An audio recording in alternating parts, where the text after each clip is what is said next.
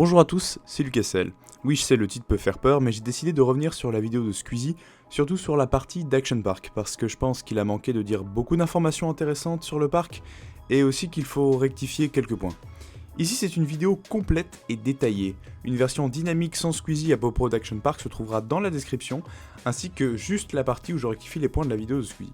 Sinon, si vous voulez tout savoir, cette vidéo est faite pour vous. Prêt à savoir tous les mystères de ce parc, qualifié comme le plus dangereux du monde? Alors, installez-vous confortablement et profitez du moment.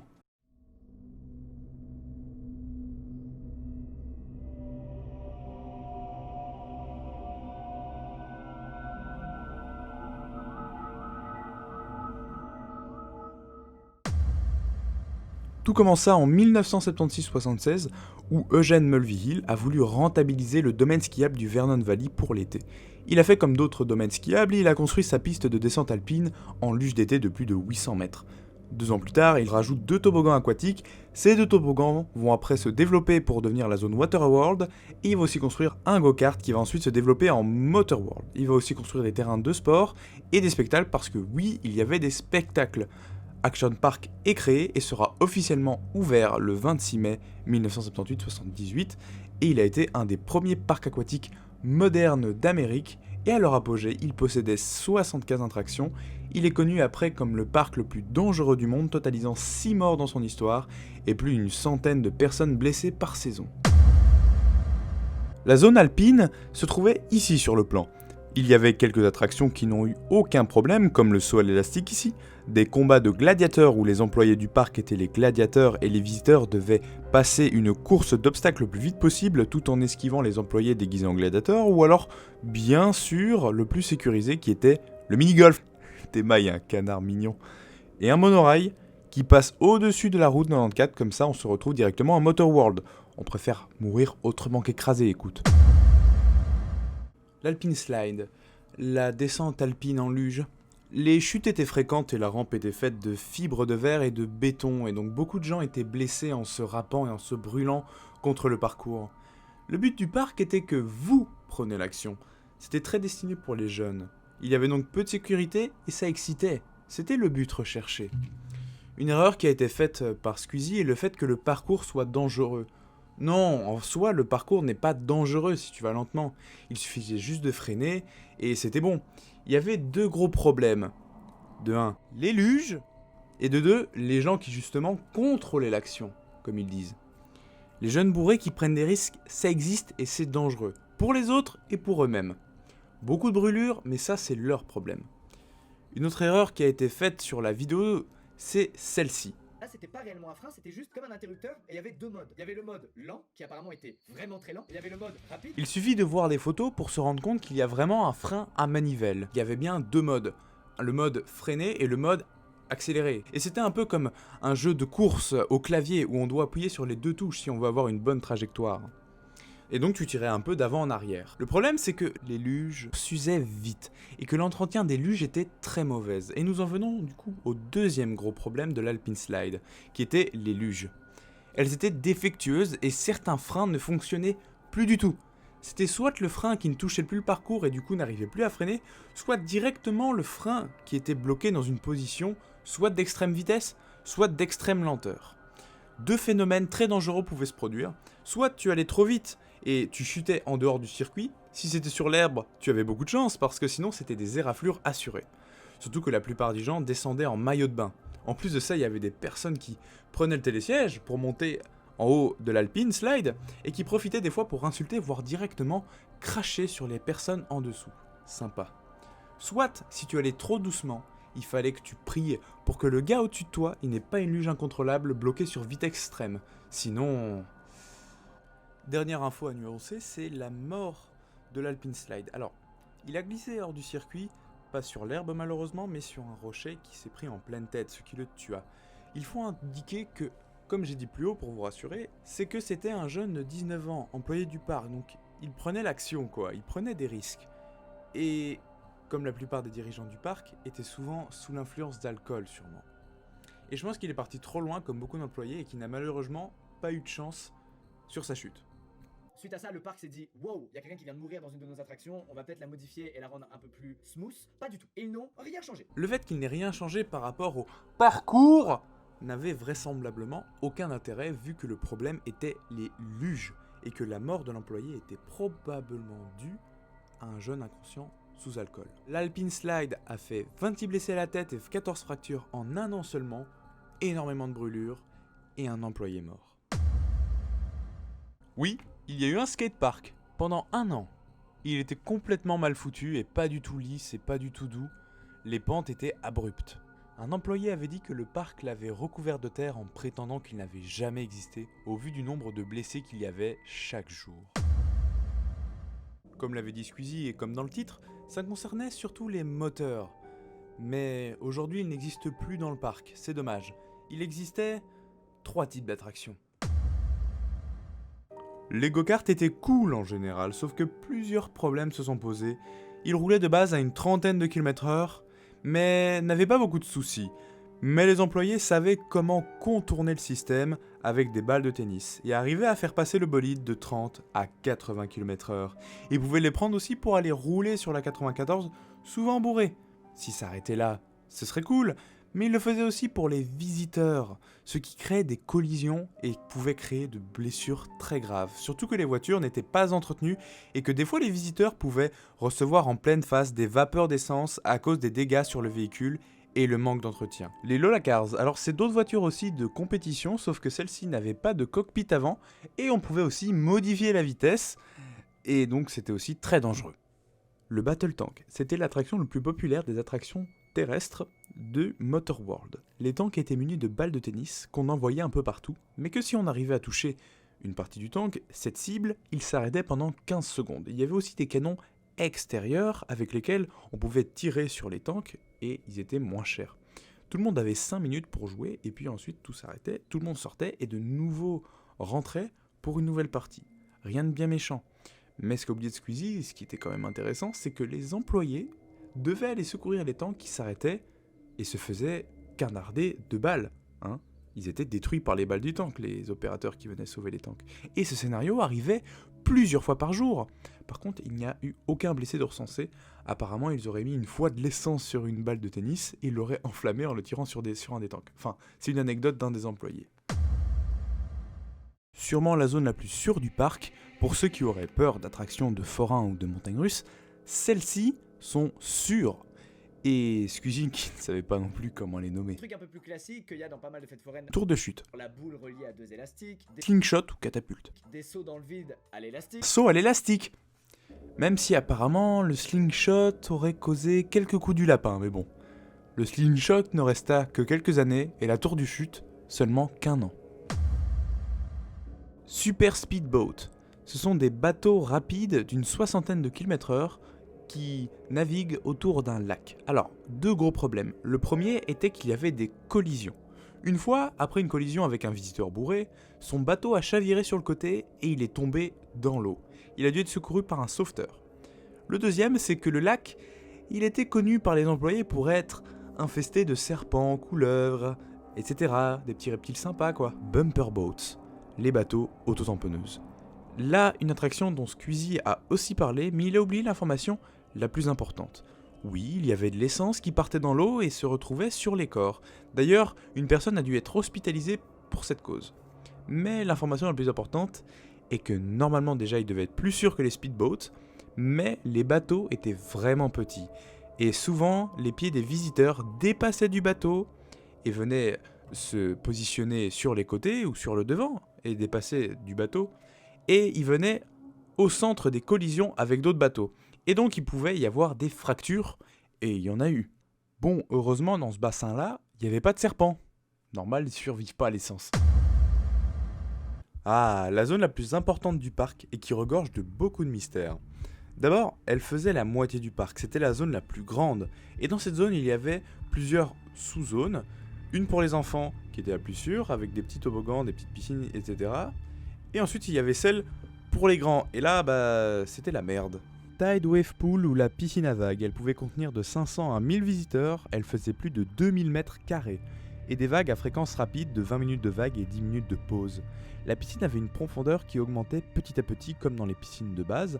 C'est cool de simuler la mer, mais là, il n'y a pas de sel, ce qui rend très compliqué la nage même pour les nageurs les plus aguerris, car les vagues pouvaient atteindre plus d'1 mètre de hauteur, et même avec 12 mètres nageurs, elles pouvaient y faire 30 victimes à secourir chaque week-end, dont son histoire elle fit 3 morts. Elle était nommée la piscine cimetière par les employés du parc. Suite à la réouverture du parc, il y a peu de temps, la profondeur a été réduite. La chose que répète encore Squeezie, c'est que les gérants s'en battent les steaks. Non, chaque mort est tragique selon eux, ils l'ont dit eux-mêmes. Mais le but était que le parc laissait les visiteurs libres de faire ce qu'ils voulaient. C'était eux qui contrôlaient leur action, et c'était la base de leur business en fait. Ils laissent les visiteurs faire ce qu'ils ont envie, et du coup ils rejettent la responsabilité car ce n'était pas eux qui contrôlaient l'action. L'Aquascoot était un tapis qu'on tenait en dessous de nous en dévalant un toboggan. À la fin, il fallait bien lever le tapis, sinon on ne glissait pas sur l'eau. Et on finissait tête la première dans le bassin, et des fois avec la vitesse, il y avait des blessés à la tête. D'autres restaient dans la piscine trop longtemps, et il n'y avait pas beaucoup de vérification par les opérateurs, et donc d'autres descendaient le toboggan en glissant directement quelquefois sur le corps des personnes qui étaient déjà dans la piscine en bas. Les toboggans mesuraient 9 mètres de haut et ont ensuite été remplacés par une rivière pour enfants lors de la réouverture du parc. Le kamikaze était sûrement le toboggan le plus sûr de la zone pour adultes. C'était un toboggan simpliste avec plusieurs bosses. Attention à la retomber et à pas se faire mal. Roaring Rapids, c'était un raft avec des bouées qu'on peut voir ici. En 1984, il a été rapporté qu'il y a eu des fémurs fracturés, des nez cassés, des genoux et épaules disloqués, etc. The Kayak Experience. Alors, selon la vidéo de Squeezie, on a l'impression qu'il touche un câble avec sa main en tentant de remonter sur son kayak. Alors, pas vraiment, il a plutôt directement marché sur le câble électrique lorsqu'il est tombé de son kayak. Ces câbles alimentaient les hélices et ça l'a électrocuté. Et aussi, ce qu'on a oublié, c'est qu'il y avait 2 autres personnes à l'alentour qui ont elles aussi été électrocutées, mais sans être fatales. Alors, l'attraction, elle ferma juste après l'accident. Et donc il y a une petite erreur sur la vidéo de Squeezie, c'est avec cette séquence. Il est mort sur le coup, électrocuté, et bien évidemment le parc a rejeté toutes les accusations en disant il est mort électrocuté mais il n'y a pas de trace de brûlure sur son corps. C'est qu'il est mort d'autre chose et que donc on n'est pas responsable. Alors la mort a été confirmée et déclarée 40 minutes plus tard, pas sur le coup, et c'était à l'hôpital, c'était une crise cardiaque. Il a donc été dit que c'était sûrement une électrocution, mais c'est ce qu'on pensait, c'était quand même reconnu. Mais il n'y avait pas assez de preuves réellement pour poursuivre le parc. Les lois étaient très souples, surtout pour Action Park, et d'ailleurs à l'époque on comprenait pas vraiment pourquoi. Tarzan's Swing était un saut de liane dans une eau froide. Alors, pour vous faire prendre conscience de la température, on passait de 27 degrés à 10 degrés, c'est énorme. Il faisait 6 mètres de haut et atterrissait dans une piscine. Au début, il n'y avait pas d'eau en dessous de la zone de saut, et donc s'il lâchait trop tôt, il tombait sur une zone de matelas. Ah, fallait bien viser quand même. Après, il y a eu toute l'attraction avec de l'eau. Il y avait beaucoup d'hydrocution qui empêchait des fois les nageurs de sortir de l'eau, et des fois, s'ils tenaient trop longtemps la liane, ils se mangeaient le béton qui était juste en face. Alors, Squeezie a dit qu'une personne était morte dans cette piscine d'hydrocution. Alors, il est mort d'une crise cardiaque, mais ce n'est pas officiellement dit que c'était dû au Tarzan Swing, vu qu'on ne connaît pas la date exacte de sa mort, même si c'est vraiment supposé que c'est à cause du Tarzan Swing. Super Slide étaient des toboggans verticaux permettant d'atteindre des vitesses folles et étaient très dangereuses à cause de la vitesse et parce que les côtés du toboggan étaient bas. Ils devaient donc descendre en étant sur le dos, bras contre eux, très plat et en étant centrés pour ne pas avoir de blessures très graves. Ces toboggans étaient adoucis et sont désormais plus sûrs. Le Surfhill était une attraction avec des tapis où on se laissait glisser sur de petites bosses. Alors ils en ont rajouté une 7ème qui était très haute et les employés l'ont appelé le casse-dos. Ils venaient aussi souvent s'installer avec leurs boissons non alcoolisées bien sûr ou des petits snacks pour pouvoir voir de près l'attraction.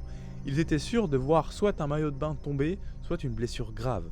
Car oui, il y avait beaucoup de blessures graves. Colorado River était une rivière sauvage avec bouée pour 4 personnes. Elle est particulière car elle était conçue pour ressembler à une rivière naturelle. Elle passait dans une zone boisée et le parcours avait beaucoup de chemins différents qu'on pouvait prendre. Il y en avait 2 principales, une passant sous une chute d'eau et plein de tunnels, elle avait beaucoup de rochers de secousses et un petit saut à la fin, et il y en avait une autre plus lisse et plus calme. Il y avait souvent des gens qui tombaient de leur bouée et pouvaient être blessés à certains moments. Diving Cliff, le plongeon de la falaise. Alors, une erreur qui a été faite sur la vidéo de Squeezie était que c'était un bassin de saut et de nage en même temps. Alors, non, c'était un bassin de saut et de terminaison pour les 2 autres raftings là. On peut d'ailleurs voir les gens qui s'écartent du bassin. Le problème est qu'il n'y avait pas d'interdiction explicite pour les nageurs de venir nager dans ce bassin. Mais presque personne le faisait parce qu'il voyait bien des gens sauter dans l'eau. Il n'y avait qu'un seul maître nageur et il gérait en regardant s'il n'y avait pas de corps dans l'eau. Et des fois, il se trompait malheureusement, surtout quand il était bourré. Et il pouvait y avoir beaucoup de collisions. Le sol a été ensuite peint en blanc, comme ça on pouvait reconnaître plus facilement les corps dans l'eau. Le plus gros problème, c'était les gens qui soit ne remontaient pas à la surface, parce que oui, c'était un saut de 7 mètres et la piscine était profonde de 5 mètres, soit les nageurs qui avaient des problèmes à calculer la distance de profondeur et qui n'arrivaient pas à remonter, et donc il fallait les secourir, et il n'y avait qu'un seul maître nageur dans cette attraction. L'aérodorium était un simulateur de parachutisme. L'opérateur tenait le visiteur pendant que celui-ci volait en étant observé par ses amis aux alentours. Puis, à la fin, tombait sur des matelas en dessous. C'était tout mignon. Il y a eu un seul accident qui s'est provoqué. Un visiteur a par réflexe tendu ses bras vers l'avant pour se rattraper, comme si on le faisait nous, sauf que ça a disloqué son épaule, endommagé les nerfs et ça a paralysé son bras à vie. Celui que vous entendiez tous, le Cannonball Loop. Alors, le Cannonball Loop, cette monstruosité, ça a créé beaucoup de blessures, dont beaucoup de nez cassés, de dos en sang, éraflés, etc. Elle n'a été ouverte qu'un seul mois, puis a été fermée par l'État, au vu de sa dangerosité. Elle a réouverte quelques fois, mais vu le nombre de blessures, a été fermée définitivement. Quelques erreurs de Squeezie. Alors, il a déjà oublié de dire une information importante qui était les tests. Les mannequins sortaient quelquefois démembrés ou décapités. Et lorsque les employés du parc devaient la tester, tous se défilèrent et celui qui arrivait à la tester partirait avec 100$, environ 220€ à notre époque. L'employé a dit que même 100$ ne suffisait pas à acheter l'alcool dont il avait besoin pour oublier ce souvenir. Une autre erreur de Squeezie sur le Cannonball Loop est la trappe. Sur la vidéo, elle a l'air d'être mise au-dessus, etc. Non, elle était placée en bas du looping. Alors en fait, cette trappe, c'était dans cette vidéo, c'était pour voir qu'on a retrouvé des dents sur le haut du looping, car ils perdaient des dents à cause des chocs qu'ils avaient. Et la plus grosse pour le Cannonball Loop était que cette attraction avait quand même la réputation d'être la plus sécurisée du parc. Ils pesaient tous les visiteurs pour savoir s'ils avaient le poids requis, ils devaient enlever tous leurs bijoux et les opérateurs les informaient scrupuleusement pour qu'ils aient tous les informations pour bien descendre. Et dernièrement, ils étaient aspergés d'eau froide pour éviter l'hydrocution à la fin. Et oui, pas d'hydrocution à la fin. Beaucoup de facteurs ont pu contribuer au fait que le parc soit horrible au niveau de la sécurité. De 1, les concepteurs, ils n'étaient pas du tout formés pour construire des toboggans et des attractions. Selon un employé, ils construisaient des attractions sans réfléchir à comment ils fonctionneraient et attendaient juste que les gens montent dedans et voir ce qui se passe. De 2, les employés, c'était en général des jeunes bourrés. Il y avait des opérateurs et des maîtres nageurs des fois âgés de 14 ans et qui étaient souvent bourrés. Et ils travaillaient. C'était contre la loi du New Jersey. Et aussi, ils étaient très laxistes et ne faisaient pas très souvent respecter les règles de taille et de poids aux visiteurs. De 3, les visiteurs. Ils étaient le plus souvent les plus pauvres et ils venaient de centre-ville car Action Park n'était pas très cher. Mais ils ne savaient donc pas très bien nager et ça pouvait causer certaines noyades. Et les visiteurs, ils aimaient aussi prendre l'action en main et enfreignaient souvent les règles, comme ici où il y a plusieurs personnes sur un même tapis, ce qui augmentait beaucoup les accidents. Mais ce n'était pas la responsabilité du parc. De l'alcool à flot, il y avait de l'alcool partout, les visiteurs ne s'en privaient pas et l'âge de consommation n'était pas très souvent respecté, quoi. La plupart des blessés qu'analysaient les médecins révélaient qu'ils étaient souvent ivres. La loi laxiste, ils n'ont reçu en tout qu'une seule amende alors qu'il avait beaucoup de plaintes et qu'il cachait des incidents du parc aux autorités alors que c'était obligatoire, ou des enfants travaillant sur des attractions aquatiques. Mais ils n'ont presque jamais été condamnés, à croire qu'Action Park avait une relation spéciale avec l'État, comme par exemple que la piscine cimetière était une piscine et non une attraction, et qu'il fallait juste garder l'eau propre et des sauveteurs, et c'était bon. Squeezie a commis une petite erreur en disant que les sauveteurs de la piscine à vagues étaient des jobs d'été. C'était vrai pour la plupart des attractions, mais pas pour la piscine à vagues. Ils avaient l'obligation par la loi d'avoir des sauveteurs certifiés. Ils ont pendant une année travaillé sans assurance car les assurances donnaient tellement cher et que c'était plus économique de directement envoyer l'accident au tribunal. Il y a eu 200 poursuites judiciaires en 2 ans contre le parc, mais seulement une amende de 300$ en total, environ 660€ aujourd'hui. L'entretien du matériel, il était inexistant et causait beaucoup de problèmes au rafting et aux descentes alpines en luge, car c'était plus économique bien sûr. Et 7, les ambulances. Il y avait presque 1 million de visiteurs par an et dans les jours chargés, presque 12 000 personnes par jour. Il y avait tellement d'accidents qu'ils ont dû acheter des ambulances de la ville en plus pour pouvoir secourir tous les blessés.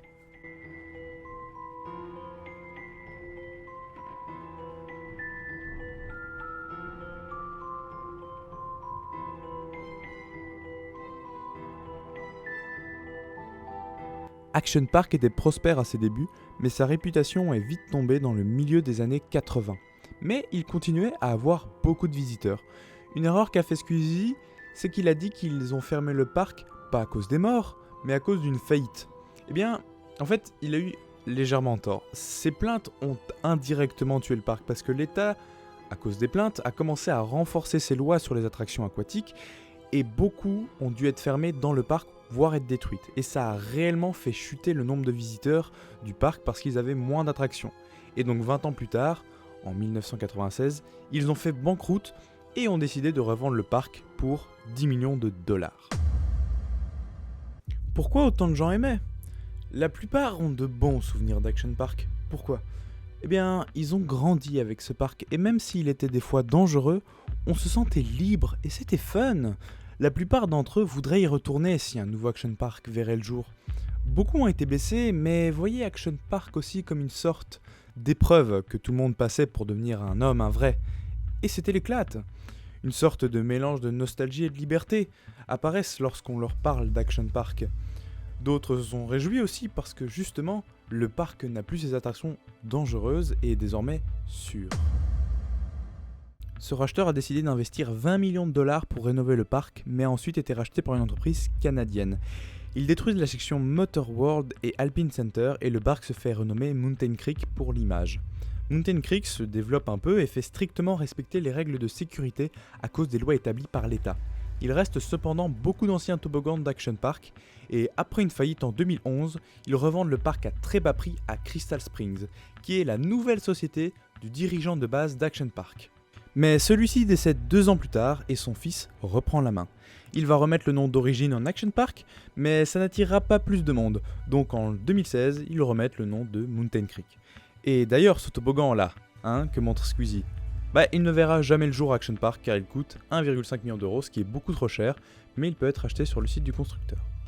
Désormais, ce parc est totalement sûr, même s'ils ont quand même un toboggan à double looping, mais à 80 degrés, on peut le voir ici en vidéo. Action Park a donc eu une histoire vraiment folle avec une partie des gens qui le considèrent comme un parc fun où on peut faire ce que l'on veut et qui en gardent un très bon souvenir et une partie des gens qui le considèrent comme le parc le plus dangereux de l'histoire. Désormais, il n'y a plus rien à craindre, il est devenu totalement sûr. Et voici le nouveau plan du parc. Squeezie, il faut utiliser les bonnes images. Je veux dire, le parc est tellement énorme. Et toi, de quel côté es-tu ? Aurais-tu aimé aller à Action Park ? Dis-le nous en commentaire. Squeezie et sa vidéo. Personnellement, je trouve que même s'il y a quelques points à rectifier, dans l'ensemble, la vidéo est très bien faite. Et c'est dur de la critiquer à mort comme celle sur les pyramides. Mais je suis content qu'il fasse connaître ce domaine aux gens car c'est très intéressant. Mais il y a surtout un problème qui me chiffonne avec sa vidéo. Déjà, mais une majuscule, ça me stresse. Et ce que je trouve dommage, c'est que j'ai l'impression qu'il n'a pas assez insisté sur le fait de la sécurité des parcs d'attractions.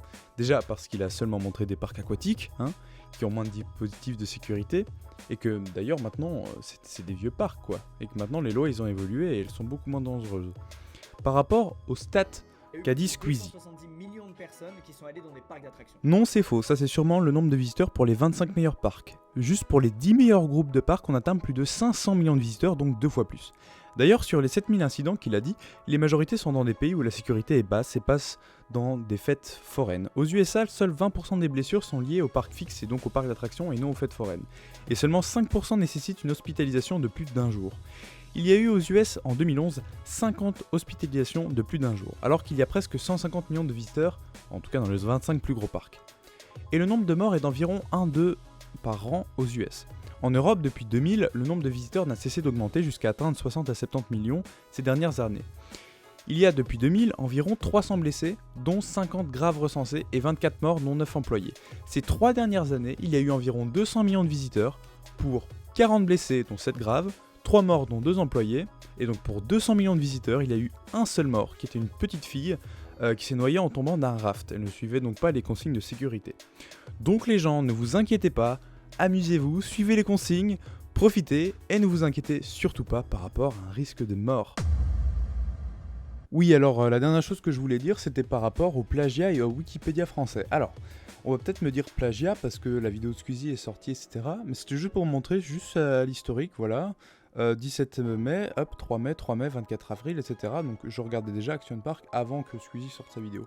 Deuxième chose, ce serait un petit coup de gueule contre le Wikipédia FR, qui est vraiment, je trouve, infâme. De base, je lisais celui en anglais, mais j'ai vu qu'il y a eu un français, bien sûr, après la vidéo Squeezie. Alors, pour faire une comparaison, celui en anglais et tout, il est assez détaillé, et il y a plein de références ici en bas. Alors, en français, pourquoi c'est dégueulasse? C'est parce que ça a été vraiment entièrement traduit de A à Z à la Google Traduction. Ça se voit par exemple ici, si je vais lire Transmobile. Le Transmobile était un monorail qui emmenait les cavaliers. Yes, tu vois, ça, bien sûr on dit ça, tu vois. Et des choses comme ça. Mais le plus dégueulasse c'était, je crois, ici, oui, regarde par exemple, on fait les conséquences de ces collisions, 37. Donc en fait ils ont laissé les chiffres 37, 3, ils ont léché les chiffres des références anglaises.